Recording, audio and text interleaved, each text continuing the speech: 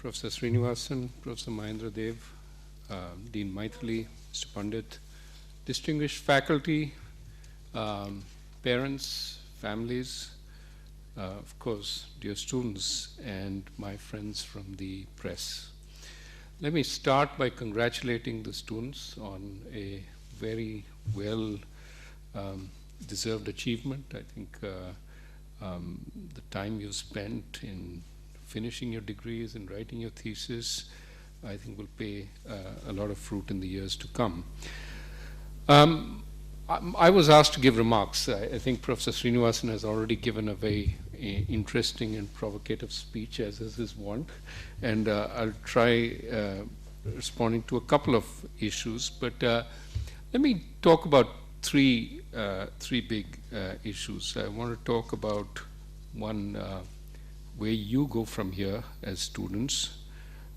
Two, I want to talk a little bit about private versus public service. And three, I'll talk a little bit about the inflation remarks that Professor Srinivasan made. Maybe I should start off with the inflation remarks and then go to the rest. One of the reasons I speak simply as I can in public is really there's a huge amount of literature, a huge amount of work on inflation, and a lot of it confuses the public. But ultimately, the public deserves to know what really the central bank is trying to do, and let me try and explain as simply as I can. Across the world, people have discovered over time that raising inflation or allowing inflation to rise eventually has costs and doesn't have benefits. Costs in the sense that higher and higher levels of inflation feed on each other. And the ultimate is hyperinflation, where you get your salary, you run to the bank to deposit it, or actually you don't run to the bank because the bank is not paying sufficient interest rates, you run to buy stuff. And there are huge frictional costs, huge transaction costs that occur, and every country that has experienced in hyperinflation usually also has social conflict because the middle class savings get wiped out. Some people argue that the Second World War was in many ways a result of the hyperinflations in Austria and Germany in the 1920s. So hyperinflation is not where we want to go. Now, of course, moderate rates of inflation don't necessarily translate into hyperinflation, but you have to be careful. Now, there is a threshold at which point, this is the point that Professor Srinivasan was talking about, where some of the costs of inflation start becoming large. But even before the threshold, there is a real question about whether there is a long-run trade-off between growth and inflation, whether you can, in a sense, have a little more inflation and get a little more growth. And the conclusion, and this is not just from empirical studies in industrial countries, but more widely, is that the long-run trade-off doesn't exist. In the long run, people get wiser. People see high rates of inflation, you can't fool them, and you don't get any additional growth from just that. You get growth from other things, but not from generating inflation. Now, in the short run, and this is the point that Professor Srinivasan was talking about, there is a short-run Phillips curve, which is not vertical or horizontal. It has a slope, and so there may be a short-run trade-off. Of course, again, in recent times in industrial countries, they're seeing that it's very, very flat. So there is a problem even in the short run that they're seeing. In other words, with the level of economic activity that they have today in industrial countries, they should have had much more disinflation or even deflation than they're seeing. So something is going awry there. Now, all this, what can we take away from all this for a developing country? Well, basically, high inflation is bad. That in the short run, there may be a cost to bringing down inflation in terms of growth, but probably in the long run, bringing down inflation is a good thing. And if you take these as the messages from the literature, it applies to industrial countries, it applies to emerging markets. A number of emerging markets have undergone disinflation in a big way, especially in Latin America, but also in Asia. And that has helped in some ways. Now, is there concrete proof which doesn't rely on cross-country regressions and so on? Probably not to the level of rigor that Professor Srinivasan wants, but certainly there's a sense that low inflation is probably a good thing. Now, come next to the question, how do we go about getting this low inflation, and what are the various processes by which we get this low inflation? First, do we have a target? And the answer is no. We haven't moved into inflation targeting as yet. That's something that the Urjit Patel Committee suggests. It's not something the RBI has accepted. What the RBI has said is that we are exploring the recommendations of the Urjit Patel Committee report, and there are some aspects of it which have to be discussed with the government, and this was before the statements made by the finance minister last week. We have to explore some of these aspects with the government, including the setting up of a monetary policy committee, including what, if any, an inflation target will be. In the meantime, all we have said is the Urjit Patel Committee report says two things which we think are useful, which I think Professor Srinivasan would agree. One, that we probably should focus more on CPI than on WPI, because CPI is the inflation that actually is what the common man sees and is the basis of many decisions, including wage decisions. And second, that we need to bring CPI down, a reasonable path to bring it down over time, to whatever level ultimately it comes down to, but certainly a path to bring it down is 8% at the end of this year and 6% at the end of 2 years. Now, is this contradictory to our mandate? No. I mean, our mandate is to preserve price stability. It's written in the RBI Act, maybe in different words, but that's essentially what you read when you say preserve the value of the rupee. I think these numbers that we've put out on the glide path are useful to coalesce people's expectations, that certainly the press understands very well now that we are trying to achieve this path, and that our actions will be taken so that we can get there. Now, does this rely on Western theories which are unproven in Eastern context? No, it relies on basic need to bring down inflation. Now, the precise mechanism and how effective that mechanism is something that we have to wait and see.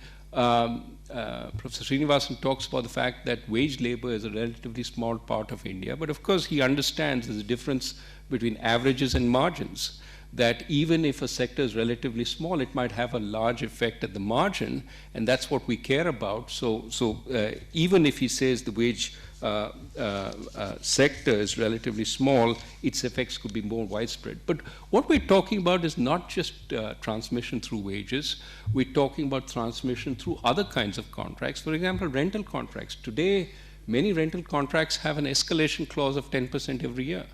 If you have that kind of escalation clause which has gotten ingrained, that's an example of entrenched inflationary expectations. And over time, we have to convince people that inflation will be lower. That kind of contract is unacceptable from the customer's perspective, and you negotiate those kinds of terms down. So there are many ways in which inflation gets embedded in the system, not just through wages, but wages are an important part, and wages can work through the informal sector, they can work through the formal sector. So we're trying to work with all of these, and we have to see how effective the process is. And we have models, we've all done the kind of regressions in the Indian context, etc. So we wouldn't be suggesting these kinds of glide paths if we didn't actually have analysis behind it. So the bottom line is, we clearly, I don't think any central bank would meet the level of rigor that Professor Srinivasan demands. I think it is good to have critics, and it is good to have criticism, because that makes us improve. And clearly, he raises some important questions. But even while we are waiting for that perfect model, and he will immediately admit there is no perfect model because the day the model is created, the world changes, you have to adapt the model again. There is no perfect model, and models, of course, are in many ways summaries, shorthand summaries for the world. They can't be, if they describe the world in its entirety, they would be useless because it would be so complicated. So they have to be summaries. And you have to give up some things, you have to look at some things, you have to, you can't look at everything.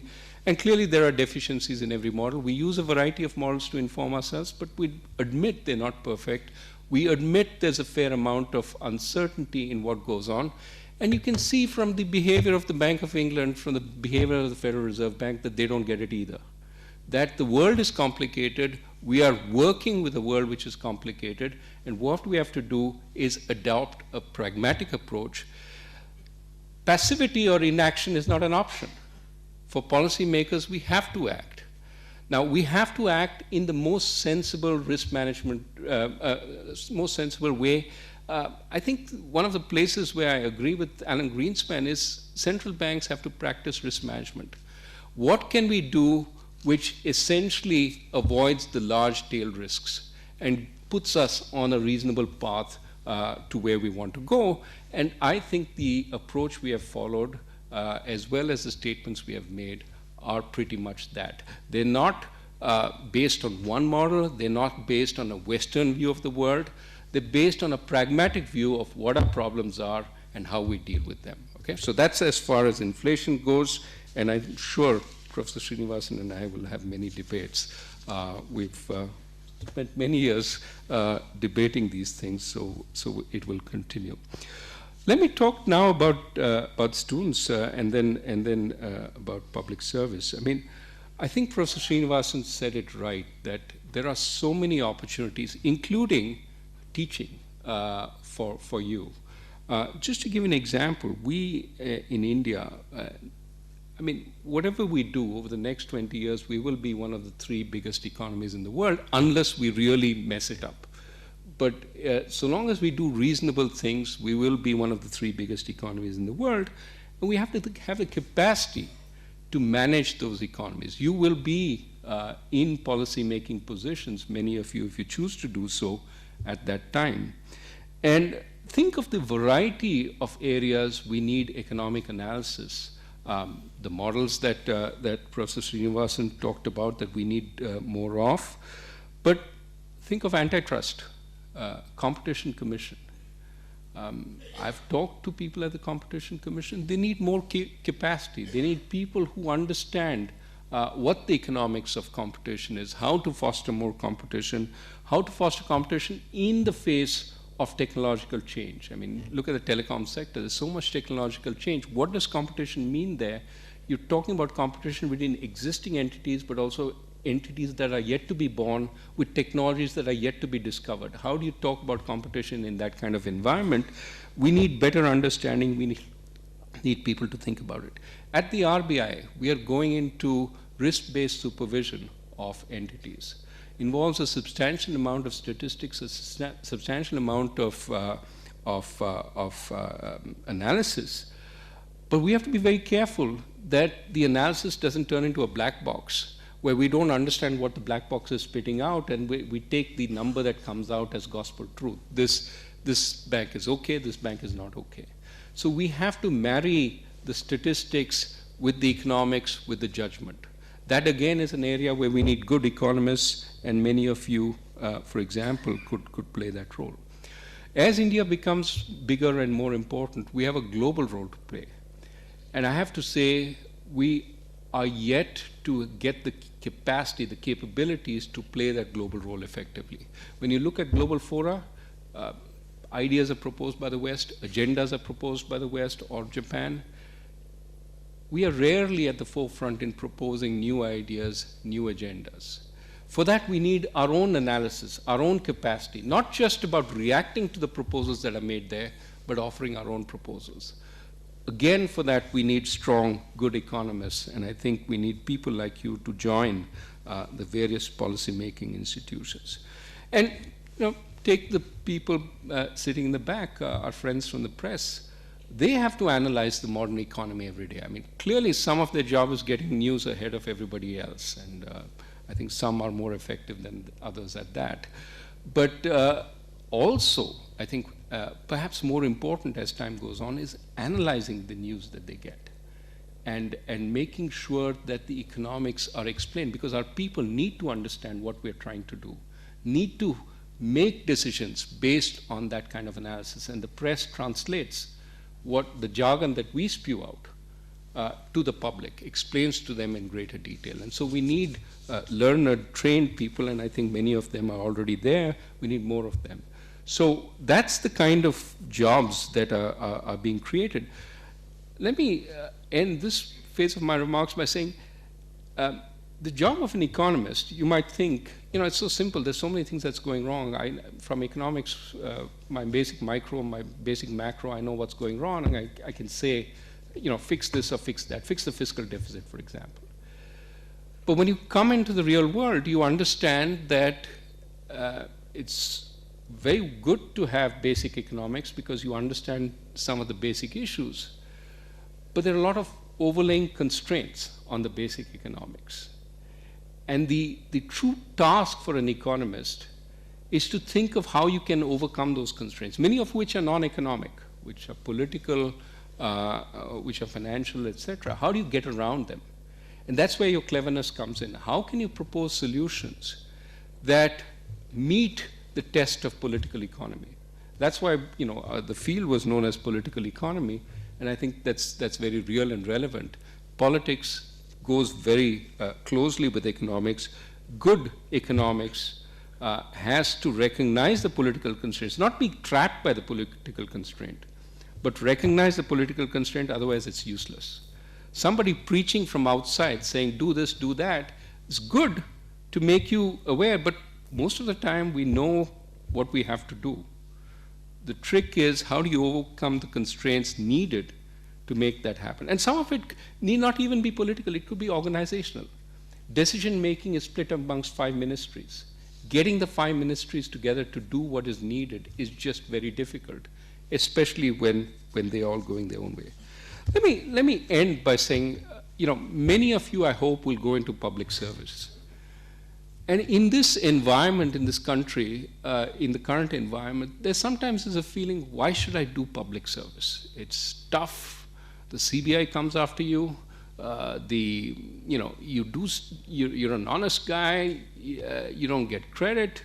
Why should I be in public service? And of course, it's hard being honest. Many people would get influenced by the environment around them. Why don't I just take my private sector job and be happy there? And I think the mistake in this kind of reasoning is to think that public service is a sacrifice. It's about you giving up the private sector benefits to go and do public service. Whether it's public service in places like the Competition Commission or the IS or elsewhere. I think in many ways what you have to think about is, there is a private aspect of your life, your enjoyment, your successes, your failures, your private welfare function. But there is also your soul. And, in some sense, what is your soul? What is the eternal soul? Of course, we have metaphysical discussions of that I think Tien would be much better at than I. But in some ways, your soul is what you leave behind, right? How the shape, the pattern, the imprint your life had on the rest of the world. And when you do public service, there is a hope that you can leave some imprint. I'm not saying private service doesn't leave an imprint. Manufacturing a wonderful new gadget, a wonderful new invention is great. And if you can do that, private service also has value. But sometimes it's easier in public service to leave that imprint, to make a difference. Partly because you may be an entrepreneur of ideas, and I hope many of you are. And if you can make those ideas stick, you will have influence, longer run influence. So I think the wrong way to think about public service is to think about it as what's in it for me. The right way to think about it is there's a lot for you, and it's not about today. It's about eternity. That it's about your legacy, and to some extent, the more good you can do in shaping people, in making lives better, and public sector jobs have that capacity. The more the world will be better off, but the more you, in a sense, will feel that you've made a difference. And that is a very good feeling to have. So I wouldn't look at it purely as a trade-off, or a sacrifice. I would see it as perhaps a way of fulfilling yourself. So let me end by saying, once again, congratulations. And I hope many of you, enjoy what you do. I think first and foremost, focus on, fulfilling jobs that make you feel better off, regardless of how much you're paid or what the work conditions are. But you should feel that you're enjoying it, and hopefully many of you will participate in making this country much better in the years to come. Thank you very much.